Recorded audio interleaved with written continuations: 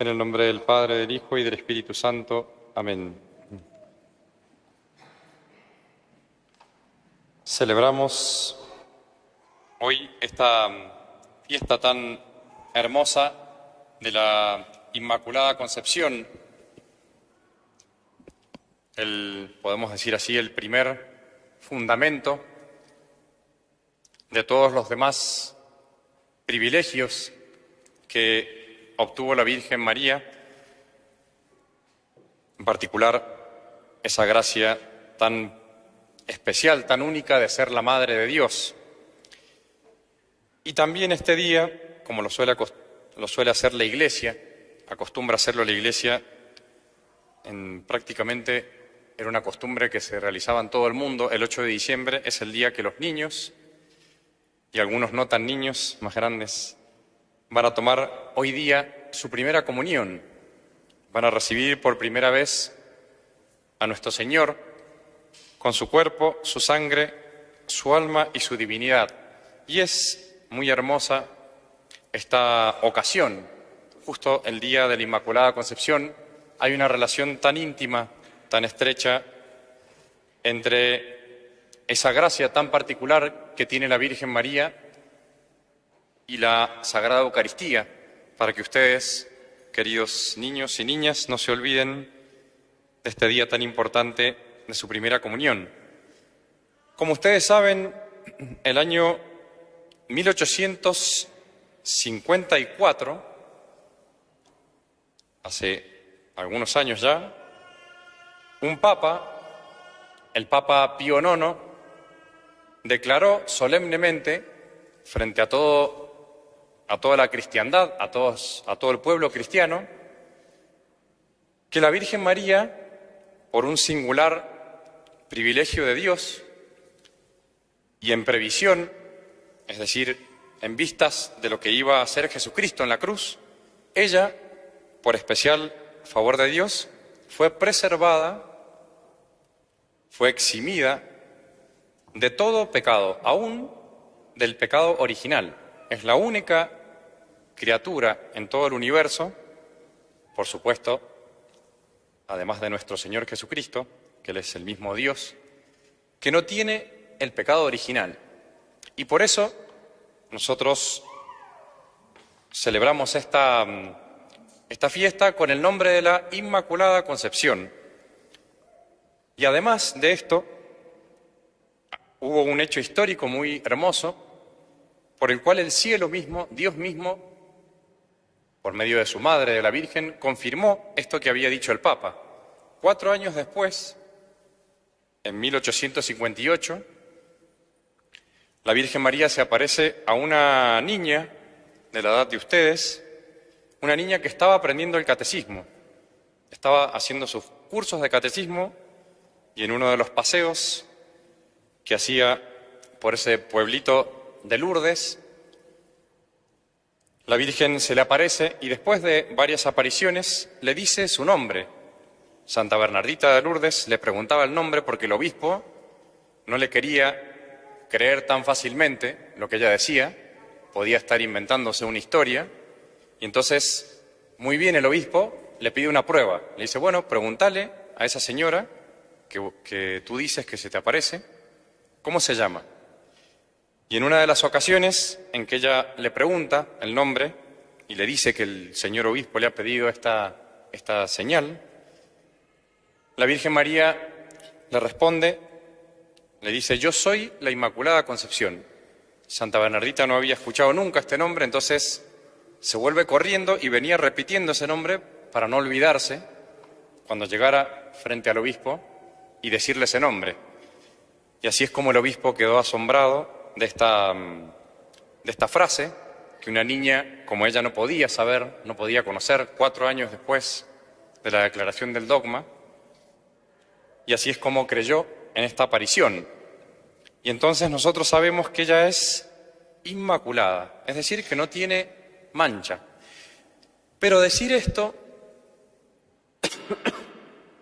es algo que tal vez no podemos no entender bien. ¿Qué quiere decir que la Virgen María no tuvo mancha? Es como si alguno de ustedes dijera: Padre, salvando las diferencias, Padre, yo no he matado a nadie, yo no he hecho nada malo en mi vida, no le robé a nadie, no hice nada malo.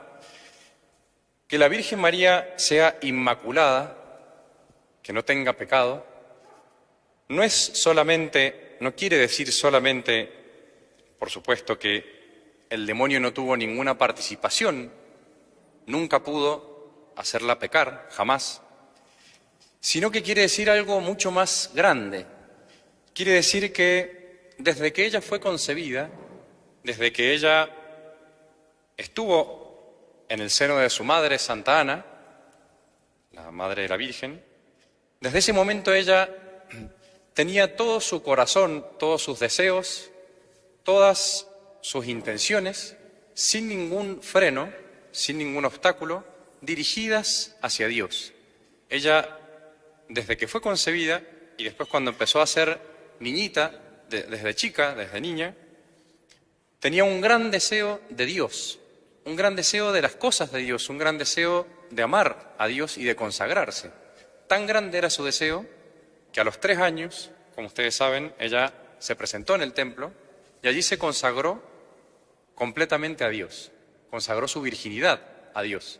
Pero era un deseo que ella tenía desde que fue concebida, porque no tenía ningún obstáculo, ningún freno, nada que impidiera esos grandes deseos de su corazón de amar a Dios. Les voy a poner un ejemplo que puede ser cotidiano, del día a día, pero que a ustedes les va a servir para entender mejor cómo podía haber sido el deseo de la Virgen. Por ejemplo, nosotros tenemos aquí al lado de la iglesia una panadería y a las 6:30 de la mañana se empieza a sentir el olorcito del pan recién hecho, del pan, de las facturas, de todo lo que hace la panadería. Si uno no tiene ninguna enfermedad, si uno no está resfriado, si uno no tiene ningún problema en el cuerpo, lo normal es que sienta eso y tenga grandes deseos, sobre todo a la mañana cuando recién se levanta, de desayunar, de comer ese pan del cual siente esa fragancia tan agradable. Eso es una comparación muy simple, muy sencilla, pero que puede hacerle a ustedes entender cómo el corazón de la Virgen era como un imán que se sentía atraído permanentemente por la grandeza de Dios, por Dios que la había creado, por Dios que la había preservado de todo pecado. Ella se daba cuenta, era muy humilde, pero también se daba cuenta justamente que tenía grandes dones que Dios le había dado. ¿Y qué hizo esa plenitud de gracia? Justamente el ángel le dice: llena eres de gracia. Esa gracia, esa presencia permanente de Dios en su corazón hacía que ella deseara completamente y permanentemente cumplir con Dios.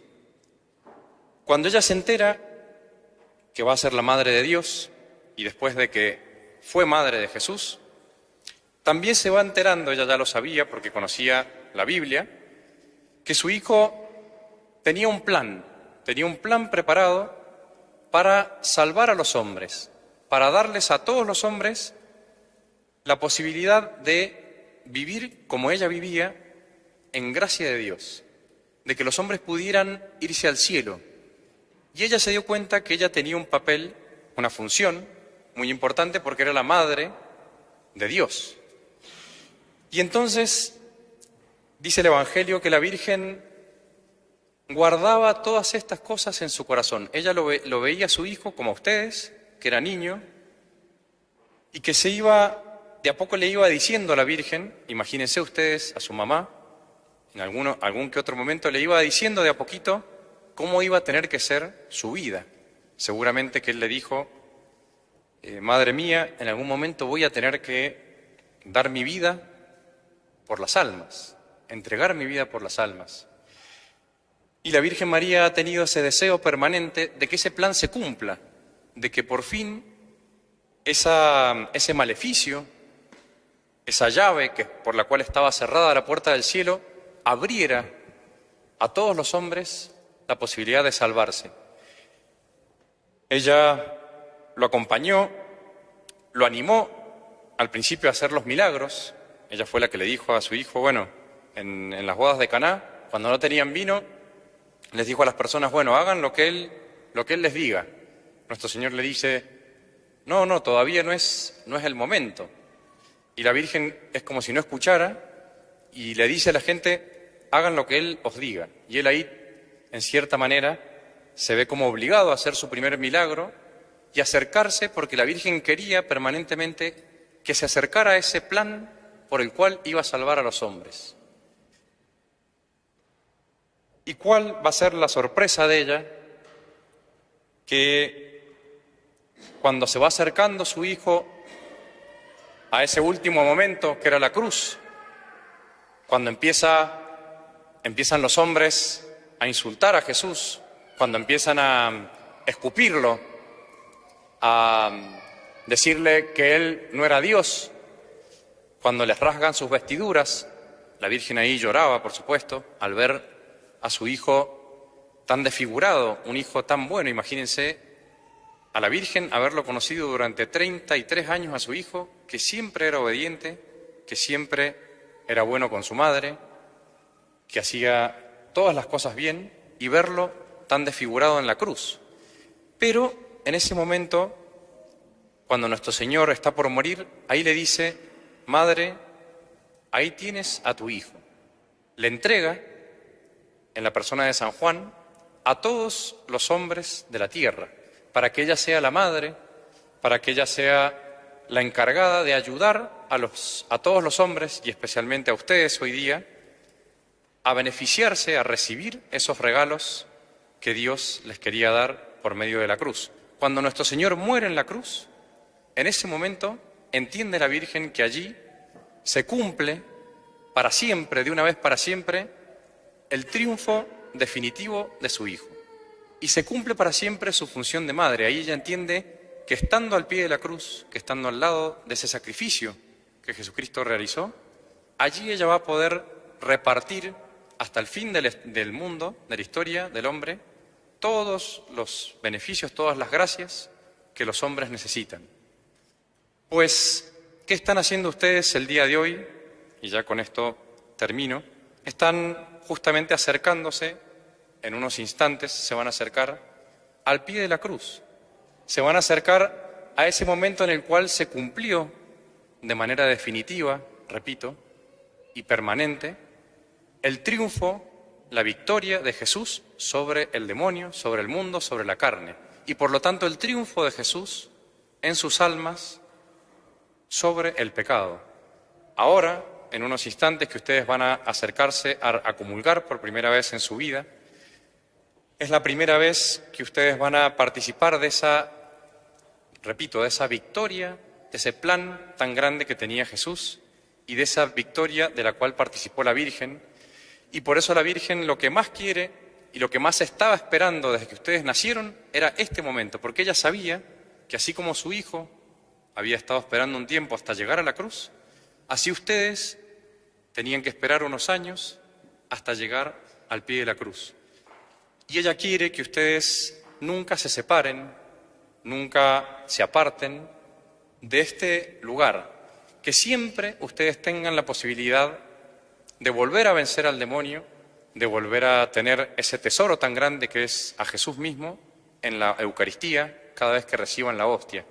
Y si tienen la desgracia, la pena tan grande de pecar, pues rápidamente acercarse a la confesión, por eso ustedes se han confesado antes de comulgar, para volver a participar de esa victoria de la cruz y la victoria de la Virgen María. Entonces pídanle a la Virgen María que la comunión sea su alimento para no desfallecer en el camino, que sea su remedio ante las heridas que ustedes tengan en el camino para llegar al cielo, y que sea finalmente su tesoro, la razón por la cual ustedes van a tener todas las riquezas que Dios quiere comunicarles en sus almas, y de esa manera que donde esté su tesoro, allí en la Eucaristía, esté siempre ubicado su corazón.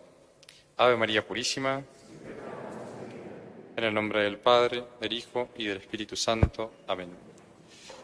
Un pequeño aviso antes de ya continuar con la misa, y es que después de la misa, como ustedes saben, va a tener lugar una procesión por las calles de la ciudad. Luego volveremos para terminar, finalizar el mes de María. Hoy es el día de clausura. Y después de eso, los niños que han tomado la primera comunión se van a quedar unos minutos aquí en la iglesia para agradecerle a nuestro Señor, para hacer la acción de gracias por haber recibido por primera vez, haberlo recibido a Él por primera vez, y recién ahí, cuando ellos salgan, pues ahí pueden ustedes felicitarlos y sacar las fotos que quieran.